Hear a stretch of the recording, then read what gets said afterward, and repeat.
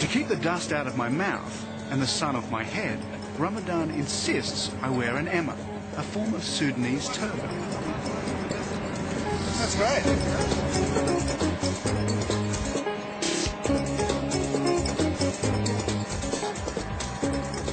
As we hurtle deeper into the desert, my mind goes back to Kitchener's army just over a century ago.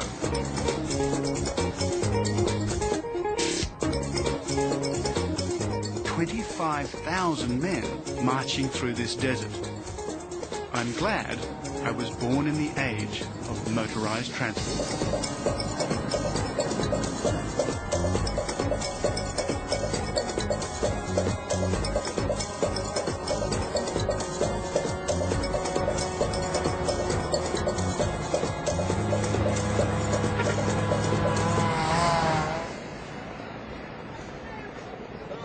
2 days later, dusty and tired, we arrive in the town of Karima.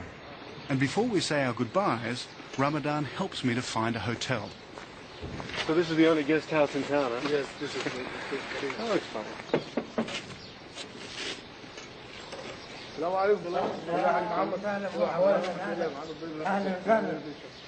Okay, Thank you. See you. It was great having such a knowledgeable guide. Okay, thank you for you.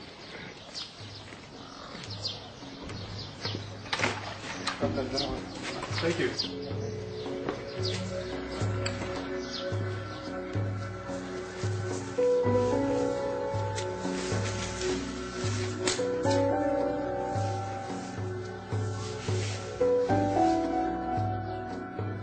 And as I drift off to sleep, my mind goes back to Nubia and that ancient African empire.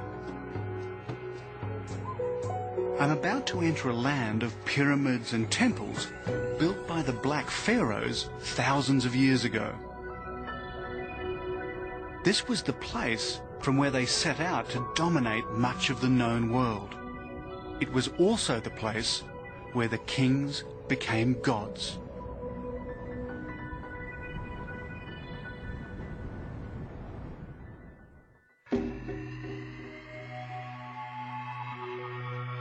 At first sight, Karima is just another North African desert town on the banks of the River Nile. But it was once an imperial city that used to rule the Sudan and Egypt far beyond.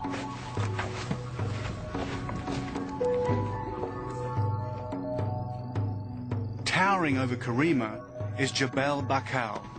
At its foot, temples and burial grounds dating back to the days of the Black Pharaohs.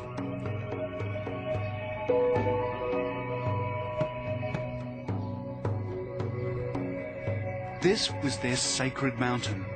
It was from here that they drew their royal power. And it was from here, nearly 3,000 years ago, that they launched their conquest of Egypt and beyond. In ancient times, this was the center of a belief system that linked gods and kings. It was here they believed heaven and earth were joined. Well, this is the seat of the gods. This is where Amun-Ra, the great god of the Kush and the Egyptians, was worshipped. And from this pinnacle, there was a huge plaque of gold that shone out into the desert and declared to everybody that this was the center of Amun-Ra and the worship of their great god. And why wouldn't they think this place was sacred? It was the highest point in their firmament. From here, they could survey their capital, much of their kingdom, and its life-giving artery, the River Nile.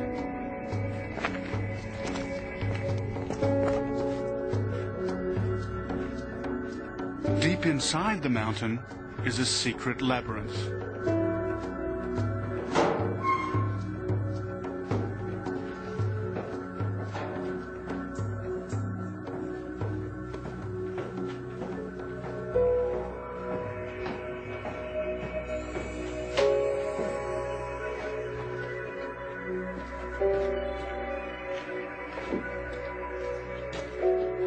On the walls are inscriptions that have survived nearly 3 millennia, their colors perfectly preserved in the dry desert air.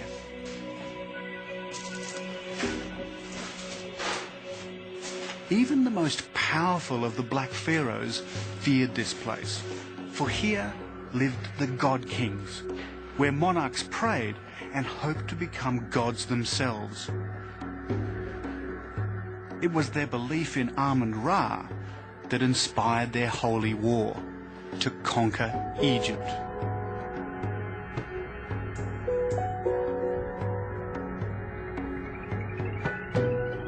But now their gods have fallen, their temples are no longer sacred, and their kings are long forgotten.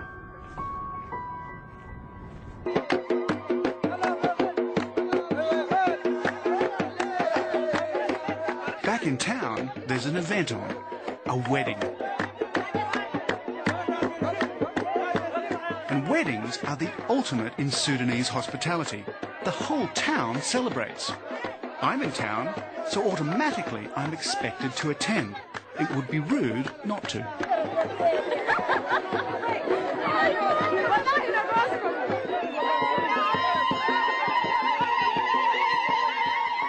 This is the bridegroom, and if he's looking a little bit apprehensive, there may be a good reason why.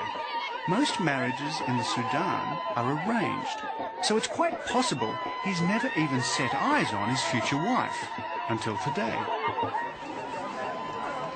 Central to every marriage is the contract, normally drawn up after months and months of wrangling. So today's the day when the contract is supposed to be signed and the dowry paid. Well, the signing's almost finished, and after that, all the men are going to move out of here and join the women for what is only referred to as a festival. The problem is, they can't find the groom. The celebrant says a prayer. And suddenly, there's the sound of gunfire.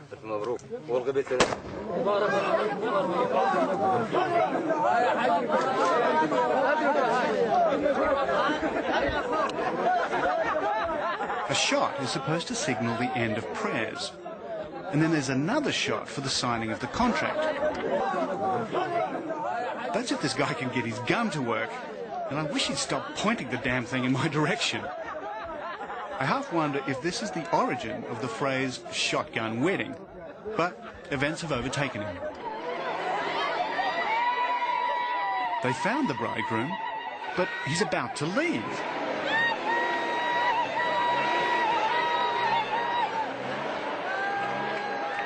It looks like it's all over before it really began. Something about a family tiff. The drummer ran out. The families have divided. The groom's in one vehicle, the bride's in another, and they're disappearing. Apparently it happens all the time in Sudanese weddings. And it's time I was leaving too. I still want to visit the pyramids of the ancient kingdom of Kush. To do that, I must go further up the Nile and head into the desert. Fortunately, Lord Kitchener's army left behind a transport system to get there. Salam. Karima Station looks as if it were built for an English country town. But there's not much English spoken here. So for me, buying this ticket is a bit of a lottery. I'm not really sure where I've actually bought the ticket to. Could have been Port Sudan. It was very cheap. It was only about $10. So if I get to Khartoum, it'll be a very cost-effective journey. The line goes from Karima up the Nile Valley, then hopefully south to Khartoum. On the way, I'll stop near Merowe. But for the moment, I just need to get on this train. The first thing to realise about trains in Sudan is that they're very crowded. I thought I'd got here early, but obviously not quite early enough. The second thing to learn about them is that they leave on time. At least this one does.